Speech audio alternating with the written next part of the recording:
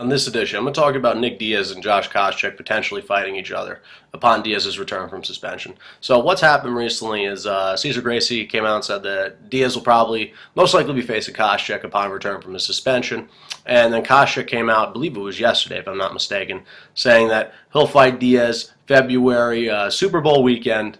Don't be scared, homie. Just all the makings for what could potentially be an exciting fight. Maybe the build-up and potentially a exciting fight. So what I'm going to do, I'm going to look at this from a bunch of different angles. So the first way I look at it is that I think Cesar Gracie is being a realist in the fact that Diaz and Koscheck are kind of at the same place in the welterweight division. Both are coming off of losses. Both are still almost at the top of the list from receiving maybe a top contender fight or a title shot, but they're really in the same spot. So I see it almost as being a realist. I see Josh Koscheck, though, as being, it's almost different, is that I see it as being him viewing this as a quote-unquote easy fight. And I hate to say that, especially in regards to fighting Nick Diaz, who is really a tough fighter. Both guys are tough fighters. But I see it almost as the fact that, you know, Diaz may have a good ground game with great jits, good guard, no doubt about it, good boxing, but he is not a wrestler. And Josh Koscheck is a very good wrestler. So if you want to look at it like that, that's how I see it, is the fact that Koscheck could say, yeah, Diaz is a tough fight, but I'm a great wrestler. Diaz is not a wrestler. I could keep this guy on the ground for 3 rounds and I could win a decision. So that's how I view it. And I like to compare this one almost to the I compare Diaz and Koscheck to almost Daly versus Koscheck. So hold the phone for just 1 second. Let's not rush to any conclusions. Is that Daly and Diaz are 2 different fighters on the ground, no doubt about it. Okay, Diaz is a great Brazilian Jiu-Jitsu practitioner. And outstanding striking, and as well as Daly having very good striking. We saw how Diaz and Daly panned out. However, I look at this more from the standpoint of how Koscheck is going to approach this fight. Daly and Koscheck had huge trash talk leading up to the fight, and we thought this was going to be an outstanding fight. 2 guys are going to stand toe-to-toe with each other. We're going to see a mixture of everything. But Koscheck really egged on Daly, okay, and took him down and kept him down there for 3 rounds. That's what happened, and this is for the top contender fight. And I see this almost as not an act of desperation for Koscheck, but it's almost, do you want to fight to win, or do you want to potentially lose in a place where your fighter, actually your opponent, has a hole in their game. So that's how I'm viewing it. And you know what? Diaz could very well catch Koscheck in submission. It would be a very, I don't want to say a reach, it would be very tough in the case. Not to mention is that Diaz throws a lot of volume. Koscheck, we all know, is not good at protecting the jab. We saw what happened against him in the GSP fight, but there's a difference between GSP and Diaz's speed in their hands and their footwork. However, I look at it like that. A lot of trash talk leading up to the fight, whether with the Daly and Koscheck fight, a lot of trash talk. Execution wasn't there in the fight that we were all expecting that it could have been.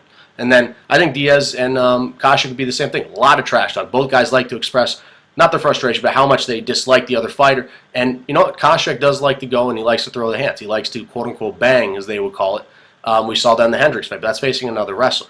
Okay, I don't think Koscheck is what we would call stupid. I think he would utilize his strongest part of his game, which is technically Diaz's biggest weakness. So I am a Diaz fan. I would love to see these 2 guys stand toe-to-toe and beat the crap out of each other, but I don't think that would happen. I think Koscheck is going to egg him on. I think this is going to turn into what we call 3 rounds of lay and pray. So I think they would talk great trash. It'd be a really good build-up. These guys could most definitely sell a fight. If they're the main event of a card, they could sell the card. But I don't think this would be a fight that would be as entertaining as some people think it will be. And I hate to say I'm being a big Diaz fan, but that's how I see it. So also, I don't think this fight will be scheduled in February, as the Diaz's suspension is up in February, and I think the UFC is really stuck to their guns about waiting for the fighter to be off of their suspension or have their suspension be done with before they even schedule the fighter in the fight. So I don't think this fight will be taking place in February. For Diaz's suspension to be up in February and then a schedule in February, I don't think they're going to do this or schedule this fight before his suspension's up. So we could see this fight in maybe March, maybe April, but I don't think it's going to happen. We saw what the UFC did with Overeem, and I think it'll be the same case with Diaz. They're not going to schedule him in a fight until the suspension's up.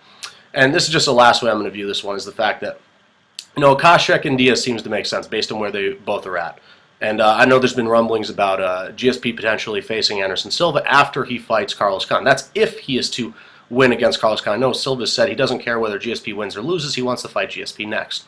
I still think that Silva should be facing John Jones. That's just the way I view it. 2 of the top pound-for-pound fighters in the world. No discredit to GSP. He's still up there on the list, but he has not been back since he fought Jake Shields. But I think that's the fight that makes the most sense. Bones, Silva, let those 2 fight, whether it's after Silva defends his middleweight title one more time or whatever it be. Jones is still wrapped up in the Ultimate Fighter, but I think that's the fight that makes the most sense down the road.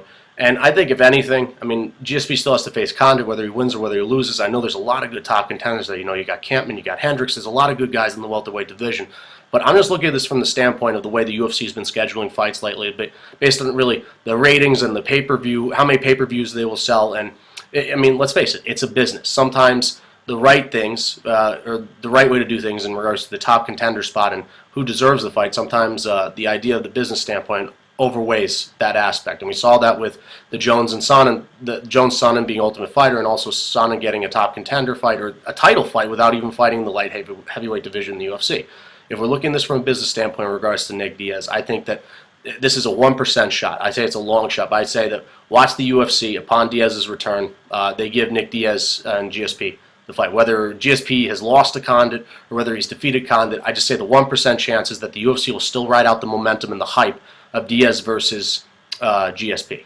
The two guys do not like each other. There's a lot of hype. There's a lot of trash talk there. It's been building and building and building for so long. Everybody's like, I wish I could see GSP and Diaz fight. Well, the hype is still there. It may not be the right thing, and it's not the right thing.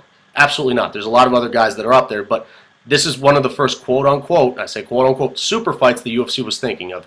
The two top welterweights in the world fighting each other, and it being an excellent fight.